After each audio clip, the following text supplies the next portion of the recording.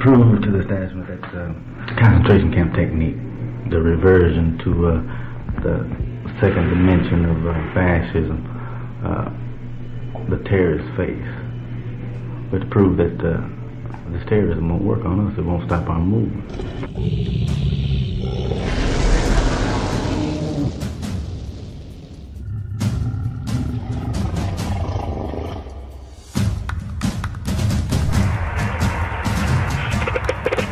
The BGF oath, Mousie, Gaidi, Jama, that means Black Guerrilla Family.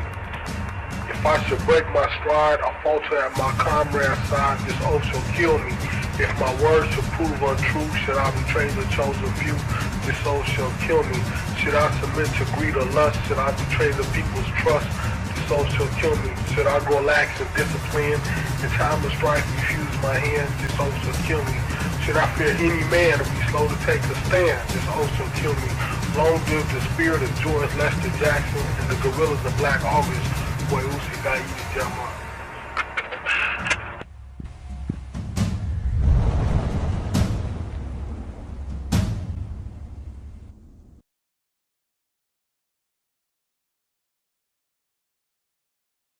Greetings and salutations. Once again, it's your host, Gabe Morales. We've been covering Black Guerrilla Family members and associates over the past 6 decades or so. Today, I'm going to cover the E and F last names. I'll start off first with Cleveland Edwards. In order to understand a little bit more about what happened with Cleveland Edwards, we have to go back to Soledad in September 1969. When Vanguard founder W.L. Nolan and several black prisoners filed a lawsuit against Soledad Prison Superintendent Cletus Fitzgerald. They complained about multiple issues, including the fact that they claimed that guards encouraged racial tension and conflict and harassed them, as well as put blacks in the hole for minor or made-up issues using CDC 115 rule violations.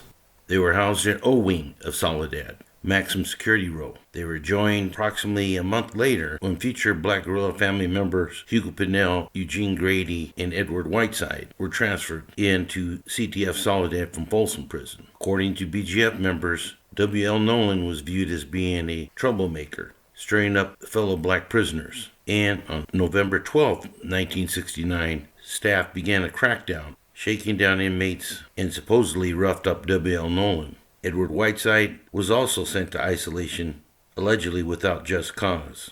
The next day, inmates Thomas Mayweather, Cleveland Edwards, and Hugo Pinnell retaliated against the guards by throwing feces and urine mixed in a cup at guards, commonly known as gassing. Prison guards in return fired tear gas into their cells, and the 3 inmates received approximately 1 month's lockdown time with 15 days of restricted diet.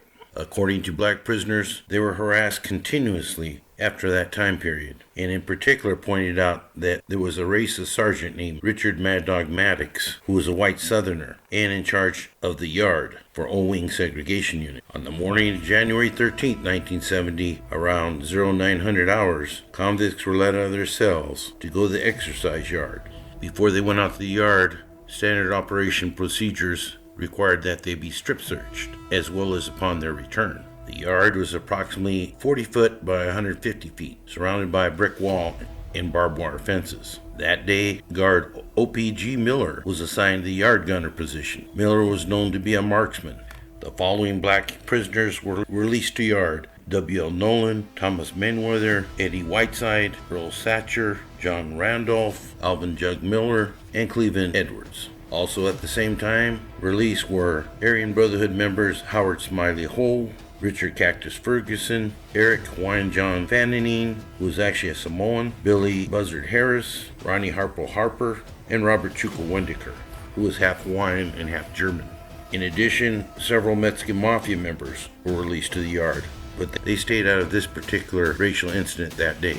Black inmates then gathered around the north end of the yard, near the handball court. Inmates Thomas Mayweather and John Randolph proceeded to play handball, while the other black prisoners were working out and engaged in conversation.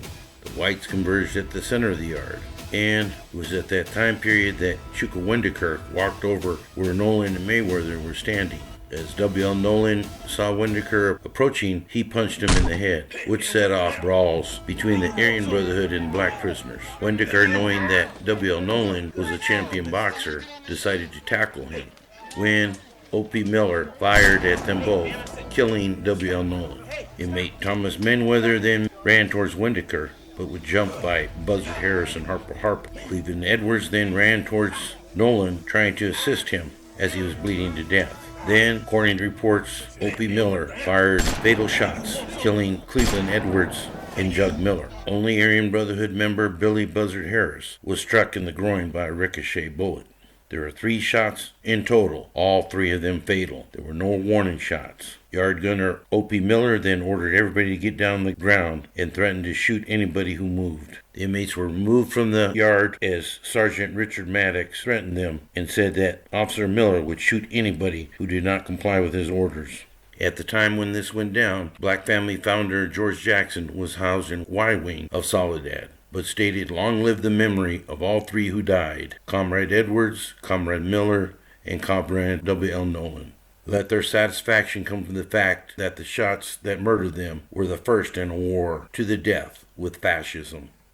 There was a Gus Lumba Edwards, who was from Oakland and had CDC number B as in Bravo 89208. He was housed at various institutions and eventually landed at Pelican Bay. In 2015, during the shoe kickouts, he was housed at San Quentin and paroled in the year 2018. I understand that he was very much into art and public speaking and talks here about healing the black community.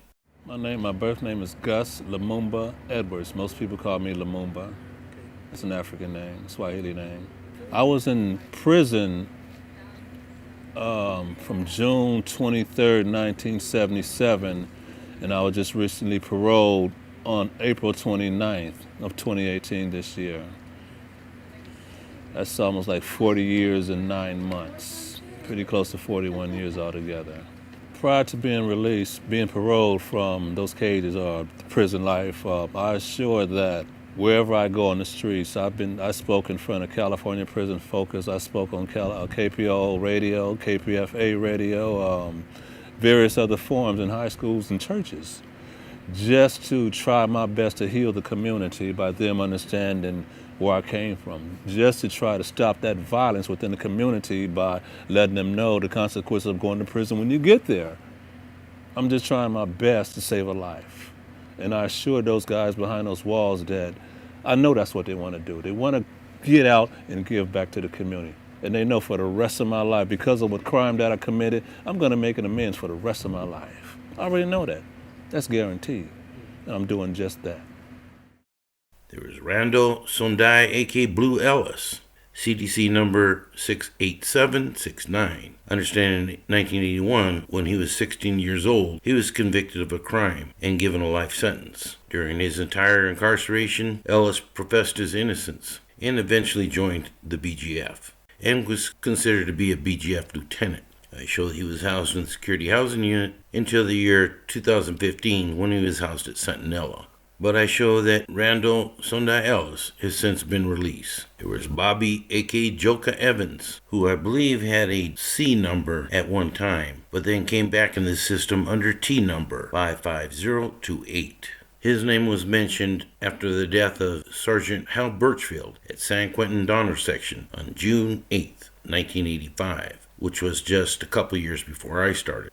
Evidently, several weeks before Sergeant Birchfield's death, BGF members had met on the exercise yard discussing killing him. According to BGF members, they felt he favored Aryan Brotherhood members during their assaults on the BGF. The BGF also met with some members of the Crips gang. Sergeant Birchfield was killed by a single chest wound via a spear that went through cell bars. Evidently, inmate Bobby Evans agreed to testify and stated that previously he was an enforcer on the BGF Central Committee. Approximately 1 month after Birchfield's death, Evans was transferred to San Quentin's Adjustment Center, where inmates Masters, Johnson, as well as Lawrence Old Man Woodard, Rufus Zulu Harris were being housed, as all considered to be suspects involved in the murder. During the trial, inmate Jarvis Masters testified that Willis considered himself to also be a member of the Crips and sought revenge on the BGF after they killed one of his friends. It stated that inmate Evans' motives for testifying for the prosecution was challenged by the defense. Evans had been put in prison for several street crimes and admitted to stabbing several inmates while incarcerated. Thus, his testimony was considered to be sketchy. I show that Bobby Joka Evans was housed at San Quentin in the year 2002, but is currently not in custody. I show a David Mumba, aka Madman Evans, who was considered to be a leader at Soledad in the 1970s, who had 8 numbers in Alpha, 87426. I do not know if he's related to Bobby Evans. There was a Romaine Chip Fitzgerald, who was not a BGF member, but was an associate of them. I know this because I had him at C Facility New Folsom in the late 1980s, where he worked as an office assistant with individuals such as Warren Wells, and was very close to Black Panther member Geronimo Pratt, as seen in this picture here. I remember Chip as being very intelligent. He wasn't real big, but he was muscular. Evidently, he had been involved in the Southern California chapter of the Black Panthers in 1969, shortly after he'd been released from the Youth Authority. On September 7, 1969, Fitzgerald, Robert Williams, and Alexi Irvin were pulled over by the California Highway Patrol, allegedly for a faulty taillight. And during this traffic stop, a shootout took place between the 3 Black Panthers and police, leaving Chip Fitzgerald wounded as well as another officer. While in prison, Fitzgerald remained to be active in penitentiary politics as well as the fight for black liberation on the outside. And I always thought it was very interesting that he worked as an office assistant, because that's basically a key intelligence spot to figure out who's coming in and who's leaving the facility. In 2021, Romaine Chip Fitzgerald died, having been locked up for more than 50 years in the California Department of Corrections. I'll mention a David Frost, aka Weusi Joka Kambon, who was found dead in his cell under unknown circumstances at Salinas Valley State Prison B Yard on March 6, 2017. But according to BGF, they felt his death was not coincidental, and they didn't buy CDC's explanation for how he died. Longtime BGF shot caller Michael Mutwali Cooperwood did a pretty extensive write-up on David Frost, calling him one of the following comrades, alongside W.L. Nolan, George and Jonathan Jackson, and Jeffrey Katari Galden. There was Leonard Mousie Brown Fulgam, who was the founder of the Kumi 415, which was a group that, according to prison gang expert Brian Perry, did not get along with the Black Guerrilla family, and was made up of more younger African American inmates, mostly from the Oakland, California Greater Bay Area. The full name is actually Kumi African Nation Organization, or KANO, which was started at Old Folsom Prison around 1984. It depends on who you talk to, but I remember when the 415 or Bay Area guys would stick together and sometimes would get along with Bloods, but often beef with the Crips. Some state that the group was first called Bay Love and then changed to 415 and finally Kumi African Nation Organization. By 1985, the group had a stable leadership and structure. Like I said, I won't get a lot into the Kumi 415, but Mousie Brown was definitely considered one of the founders. Leonard Mousie Brown Fulgam died on March 24th, 2012. And that's all I have for the E and F last names. I hope you enjoyed this episode and continue watching. Please stay safe out there and never take your freedom for granted. For now, this is Gabe Morales signing off for Gangsters, Cops, and Politicians.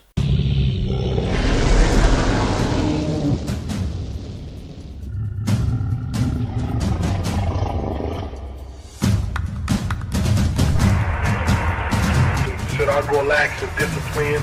In time of strife, refuse my hands, this oath will kill me. Should I fear any man or be slow to take a stand? This oath will kill me. Long live the spirit of George Lester Jackson and the guerrillas of Black August. Boy, Uzi got you, Jama.